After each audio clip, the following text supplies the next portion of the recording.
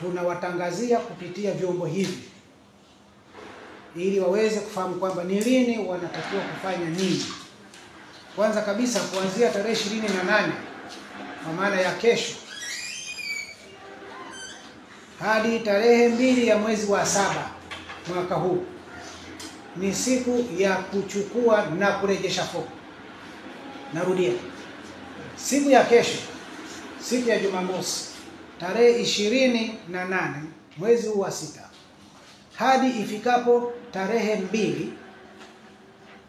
mwezi wa 7 mwaka huu 2025, kada yeyote wa Chama cha Mapinduzi ambaye ameridhia kwenda kuomba nafasi ya kugombea nafasi anaruhusiwa kwenda kuchukua fomu kwenye ofisi zifuatazo. Kwanza, nafasi ya udiwani watachukua kwenye ofisi ya wadi. Nafasi ya ubunge na wakilishi watachukua kwenye ofisi ya CCM wilaya. Na nafasi za viti maalum ngazi ya mkoa watachukua kwenye ofisi ya umoja wa wanawake wa mkoa wa Mjini. Na wale ambao wanachukua nafasi za uwakilishi udiwani kwenye ngazi za majimbo kwenye viti maalum watachukulia kwenye ngazi ya wilaya, ofisi ya UWT ya wilaya. Sasa basi, nafasi hizo ambazo nimezitaja ndizo ambazo wanatakiwa kwenda kuchukua fomu kwenye maeneo hayo. Muda wa kuchukua na kurejesha ni kati ya tarehe 28 mpaka saa 10 ya tarehe 2 mwezi wa 7. Kwa katikati hapo lazima achukue, anaweza akachukua tarehe 28 na akarejesha 29 au 30 au tarehe 1 hadi tarehe 2 kabla ya saa 10 au ameshawasilisha ili aingizwe kwenye rekodi kwamba alichukua na amerejesha. Na kipindi akifanya mambo hayo, watendaji wenzetu tumeshawaelekeza, atachukua fomu, ataenda kaijaze na airejeshe. Na masharti mengine na maelekezo mengine atapata kwa mkurugenzi wa uchaguzi anayetoa fomu kwenye ngazi husika. Sasa ndugu waandishi wa habari, nikaona hilo mlifahamu. Lakini jambo la pili, kupitia vyombo hivi, baada ya kuchukua hizo fomu na kuzirejesha, vikao vitaendelea. Na kwa bahati nzuri, taarifa hii ya vikao vinaanza lini viko kwenye ofisi husika ya ngazi husika. Hapa tunachokitangaza ni kwamba wanachama wa CCM sio tofauti na CCM wakachukue fomu kuanzia tarehe 28 kesho hadi tarehe 2 wao wamesharejesha kwenye ofisi walikochukua. Narudia kusema kwamba udiwani wa majimbo watachukua kwenye ofisi za wadi kwa katibu wa CCM wa wadi. Ubunge na wakilishi wa majimbo watachukua kwenye ofisi ya CCM ya wilaya mahali anakoishi. Nafasi ya viti maalum udiwani watachukua kwenye ofisi ya UWT, yani umoja wa wanawake wa CCM wa Tanzania, kwenye ofisi ya ngazi ya wilaya. Kwenye nafasi za uwakilishi na ubunge ngazi ya mkoa, hao watachukua kwenye ofisi ya umoja wa wanawake mkoa. Na wale ambao uchaguzi wao utafanyika kitaifa, kwa maana jumuiya ya wazazi na wale wa vijana, kwenye mkoa Mjini watachukua kwenye ofisi ya umoja wa vijana, kwa wale ambao ni rika la vijana kwa mujibu wa katiba yetu kwa umri wao. Si kama na miaka 45 unakuja kuchukua fomu, hapana.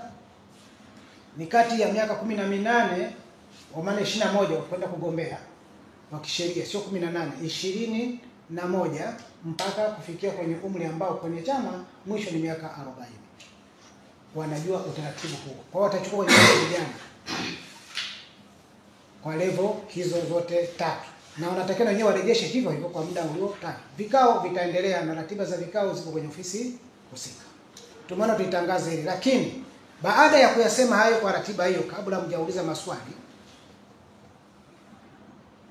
tunatoa rai kwamba kwa wale wote wanaohitaji kugombea nafasi, asiwepo mtu yeyote, kikundi chochote kitakachoweza kumzuia mtu kwenda kuchukua fomu ama kumtisha kwa hiari ama kwa namna yoyote ile. Kwa ibara ya 14 ya katiba yetu ya Chama cha Mapinduzi imetaja haki ya mwanachama. Kwa hiyo ana haki ya kugombea. Kwa mwanachama huyo anayo haki kwa mujibu wa katiba hii kwenda kugombea nafasi yoyote ndani ya chama chake, kwa sababu ni mwanachama sahihi. Kwa hiyo asije akazuiliwa ama kutishiwa kwa namna yote ile. Kwa sisi tunaeleza haya kupitia vyombo hivi viwabarishie kwamba mwanachama yote anayo haki ya kuchukua fomu.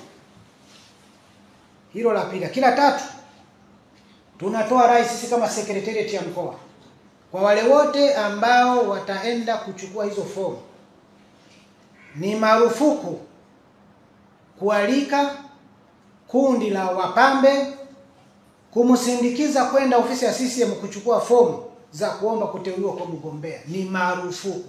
Kwa namna gani? Mkiwa na maswali mtanihoji. Kwa nini asiende na wapambe? Na ili msiniulize maswali niwaeleze kabisa. Ndani ya chama anaenda kuchukua yeye kama yeye ili apate ridhaa ya wapiga kura. Hivyo anatakiwa yeye aondoke yeye kama yeye. Akishamaliza siku akiteuliwa na kikao chenye uteuzi wa mamlaka mwisho kwamba ameteuliwa kwa mgombea, sasa hapo chama kitakuwa kimejipambanua kumpeleka mgombea kwenye tume huru ya uchaguzi kuchukua fomu kwenye dola. Kwa ndani ya chama hatuna makundi kwamba mimi na mapikipiki, hapana. Ni marufuku, sio ombi. Ni marufuku. La pili, wasitumie misafara ya magari, pikipiki, baiskeli ama ngoma na matarumbeta kwenda kuwasindikiza kuchukua fomu. Kwa maana ya shamra ndani ya chama hatuzifanyi. Yeye hajawa mgombea, yeye ni muombaji. Kwa hiyo muombaji uweze kuondoka na msafara mkubwa unamtisha mwenzio uonekane ndio unapendwa, hapana. Ni maelekezo ya chama. Na endapo kama mtu akikiuka utaratibu huu, chama kimeelekeza ama kwa makusudi ama kwa kujua, utaratibu wa kinidhamu utachukuliwa dhidi ya yule atakayekiuka. Kwa hiyo haya tumeyatangaza kwa sababu kuna wengine watasema mimi sikusikia, mimi sijaambiwa.